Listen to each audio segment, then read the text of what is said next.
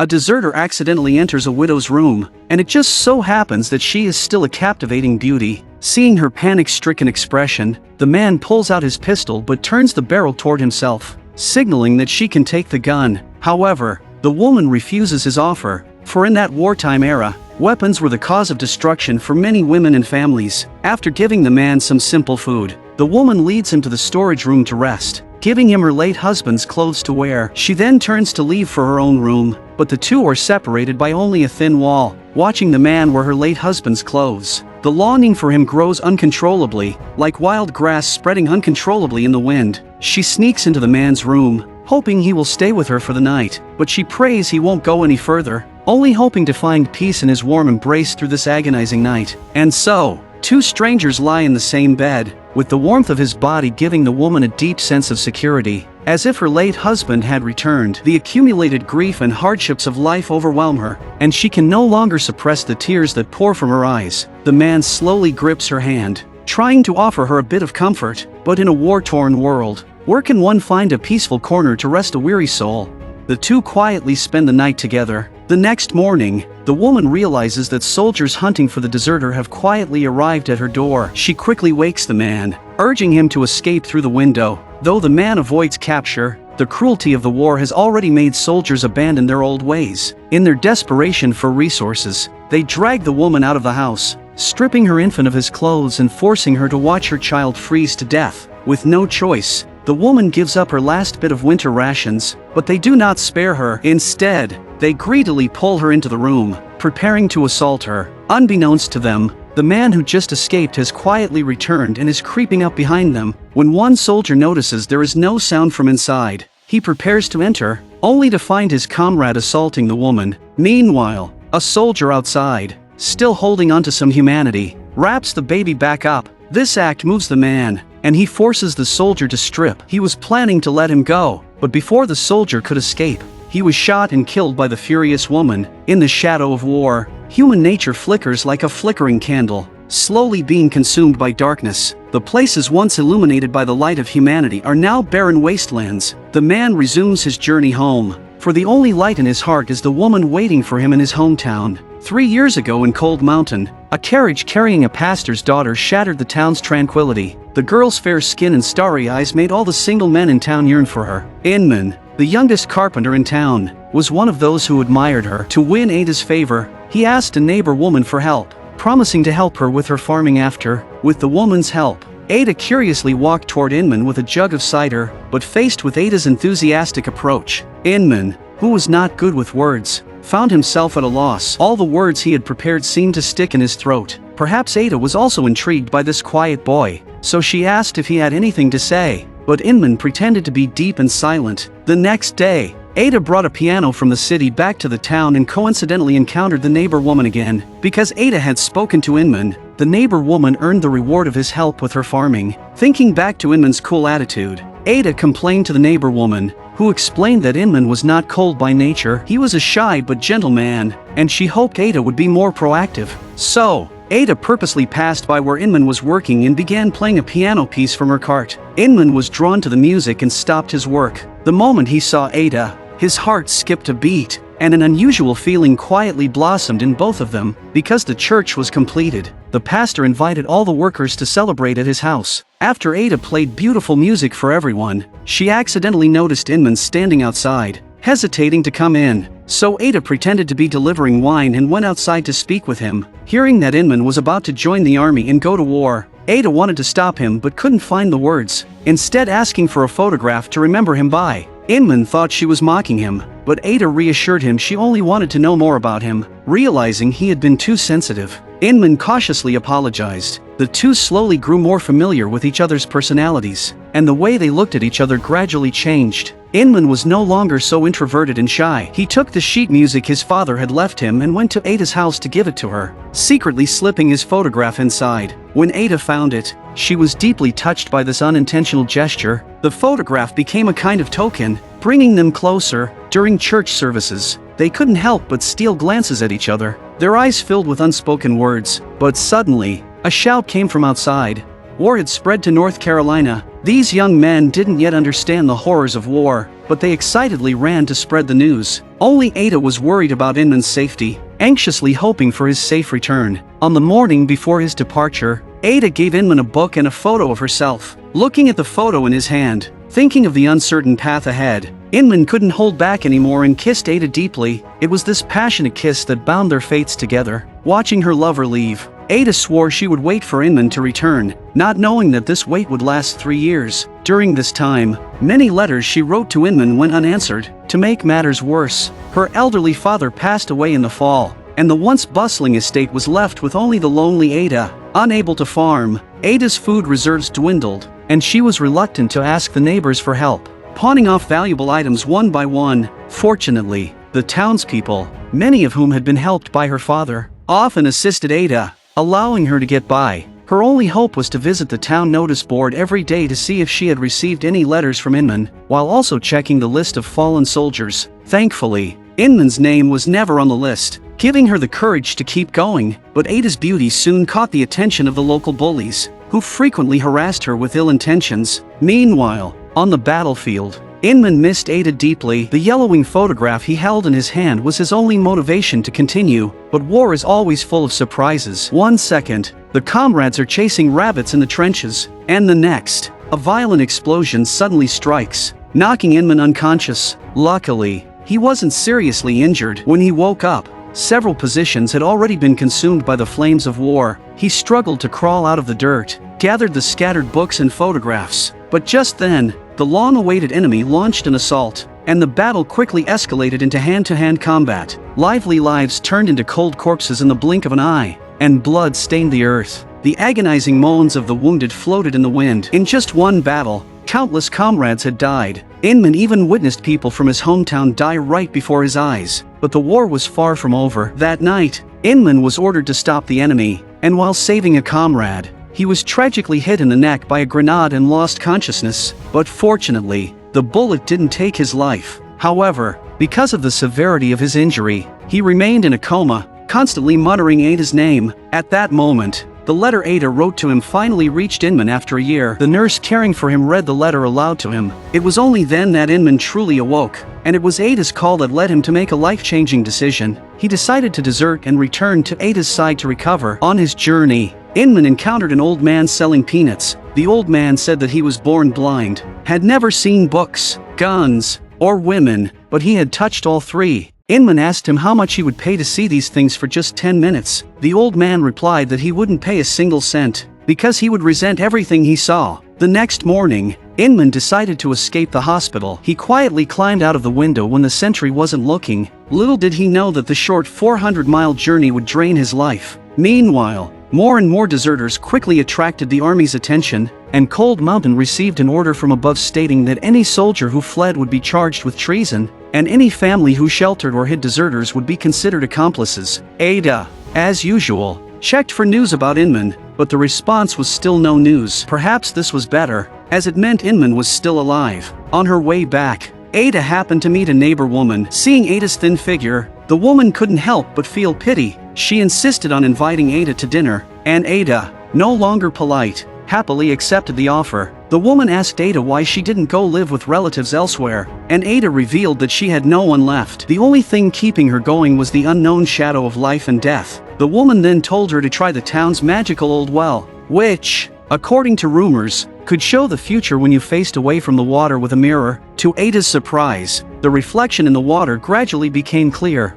resembling the figure of a man. The reflection seemed to confirm Ada's belief that Inman would soon return to her side. All she could do was write letters, hoping that Inman, far on the battlefield, would see them. While she was writing, a girl suddenly appeared. It turned out she was Ruby, a servant introduced by the neighbor woman. At this point, Ada had no money to pay Ruby, but Ruby said she didn't need money. She just wanted a place to sleep and something to eat, but under the condition that she wouldn't be treated like a servant. In return, Ruby would help Ada cultivate the barren farm. The two quickly reached an agreement, and Ruby quickly settled into her role, preparing dinner for the day. The next morning, Ruby woke Ada early and took her to begin working on the farm. With winter approaching, they needed to prepare food for the cold season. Ruby, being from a poor family, found the farm work easy. Under her guidance, Ada gradually became busier, Although it was tiring, it was also fulfilling. At Ruby's suggestion, Ada sold the piano, which was of no use, to buy seeds and a few piglets for the farm. Though reluctant, surviving was the most important thing. If all went well, these supplies would be enough to get them through the cold winter. Meanwhile, Inman's journey home was far from smooth. The long trek, combined with his untreated injuries, made it difficult for him to continue. The 400-mile journey home took him through swamps and deep mountains. It turned out that tree bark and roots could fill the stomach, and the little crabs by the river tasted surprisingly fresh. But the road home wasn't just a fight against nature, he also had to face the army chasing him. Fortunately, Inman was able to narrowly escape capture each time, but traveling by day was too dangerous, so Inman decided to travel at night. Not long into his journey, he encountered a suspicious priest. It turned out that the priest was planning to drown a slave because he had made the servant pregnant. Fearing the secret would be exposed, he planned to kill the servant. Inman drew his gun and stopped the priest, saving the poor servant. Before leaving, Inman tied the priest to a tree and wrote down his crimes on paper to expose them. The next day, Inman encountered a group of runaway slaves. He planned to buy a few eggs for $100, but they refused. In that time, resources were incredibly scarce, and Inman had no choice but to continue on. Hungry, while passing through a swamp, he encountered the priest once again. It turned out that after his crimes were exposed, the priest had been kicked out of his home and lost his position. To avoid being captured and forced into the army, he had become a wandering vagabond. The priest told Inman that there was a ferry ahead, but it would cost $200 to get home. Inman reluctantly agreed, but when the ferry girl provided him with a life jacket, she also said that if he paid enough, she would even sell her body. Before she could finish, she was shot and fell into the water. It was the army hunting deserters. Without hesitation, they shot her dead, and Inman had to use all his strength to row the boat across to the other side. Barely escaping, the two, lucky to survive, had just begun to recover when they encountered a young man in a nearby creek. It turned out that his family's cow had died in the water,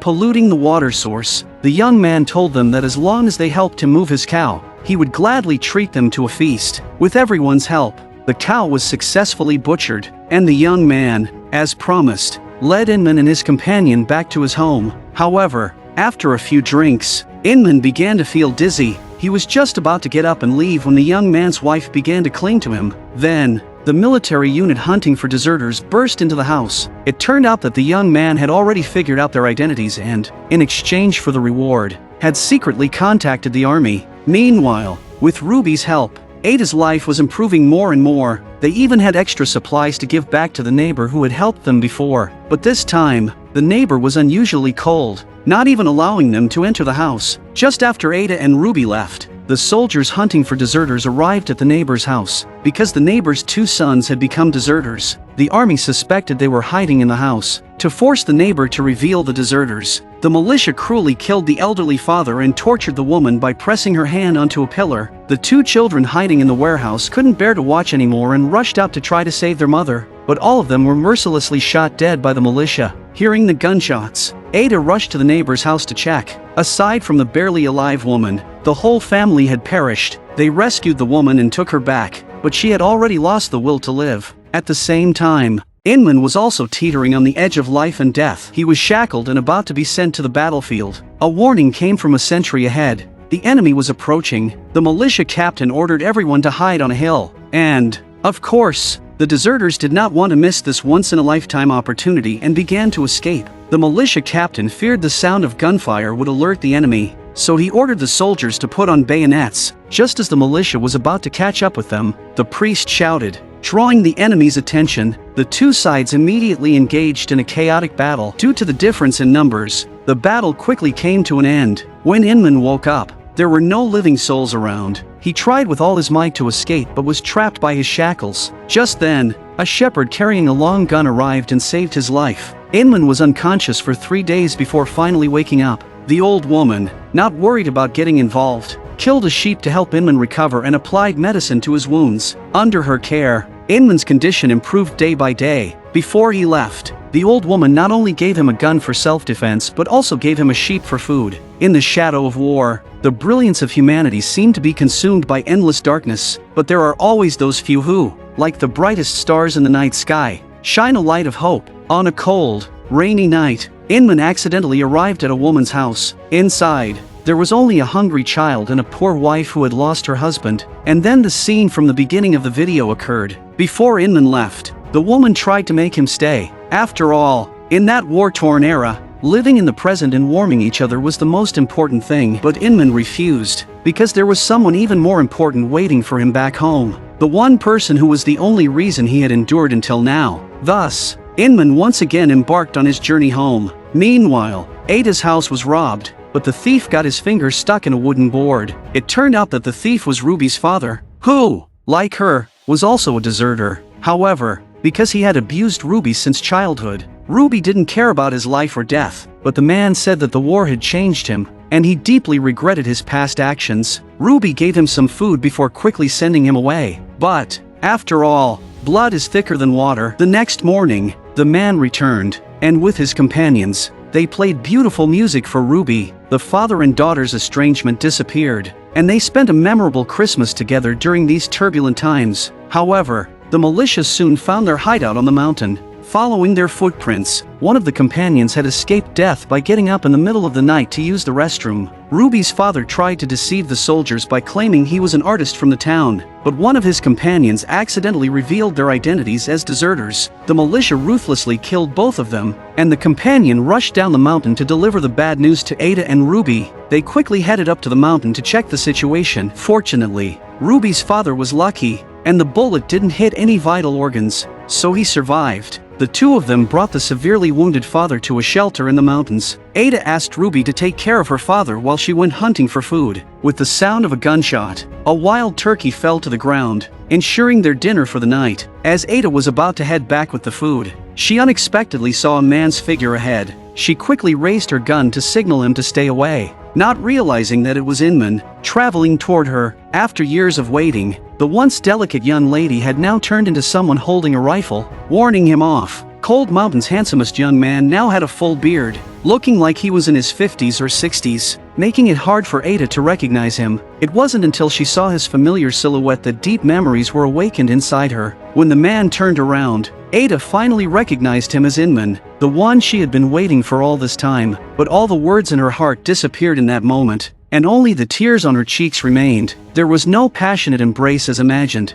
Ada simply led Inman back calmly. The war had changed so much. When all the hopes became reality, they didn't know how to face a life without any more expectations. That evening, the two finally had time alone. Ada asked him if he had received her letters, and Inman said he had received 3. Ada then asked if he had written any letters to her, and Inman replied that he wrote whenever he had time. He told Ada that it was because of her that he had not fallen into darkness. Although they hadn't met often, those beautiful moments would appear in his mind thousands of times. When the conversation turned intimate, Ruby, understanding, quietly left the room. Perhaps the war had made everything lose its meaning, yet in this endless darkness and despair, there was always a warm light that pierced through the clouds, illuminating two hearts tightly bound together. Inman made a promise to marry Ada. In this chaotic world, a simple straw hut became their rare wedding chamber. After the night, they decided to part ways. Ada and Ruby would return home first, and then Inman would secretly take Ruby's father back.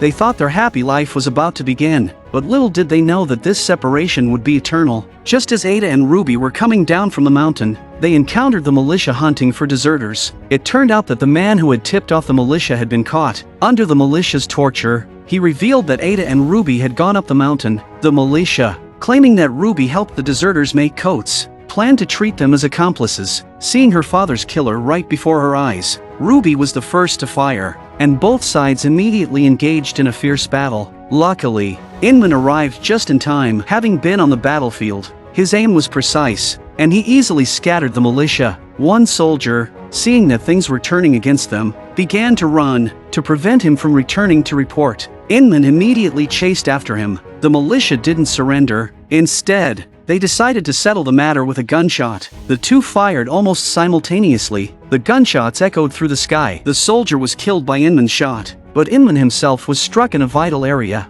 Ada heard the gunfire and seemed to realize something. She ran toward Inman's direction, frantic. At the same spot where they had first met, Inman staggered toward Ada, surrounded by crows, as if it was the scene from the old well's reflection. Inman finally couldn't hold on anymore and collapsed into the snow. There is a kind of love that sprouts in the mind, then takes root in the heart, and slowly grows, but it will continue until death, asking for less than it gives. And there is another kind of love, one that loses its mind, where sweetness is the sweetest. Perhaps the only thing left to do is to try to reconcile with the past and try to learn from it. 3 years later, the war was over, and Ada chose to stay on this land, to remain in Cold Mountain. She and Inman's child grew up. Ada told her from an early age that her father was not a deserter but a hero. Later, Ada often thought of him, remembered their meetings, his melancholic eyes, the smile that faded at the corners of his mouth. Looking at the sky, from the vast earth all the way to the gates of heaven. I'm a movie enthusiast. Please subscribe to my channel,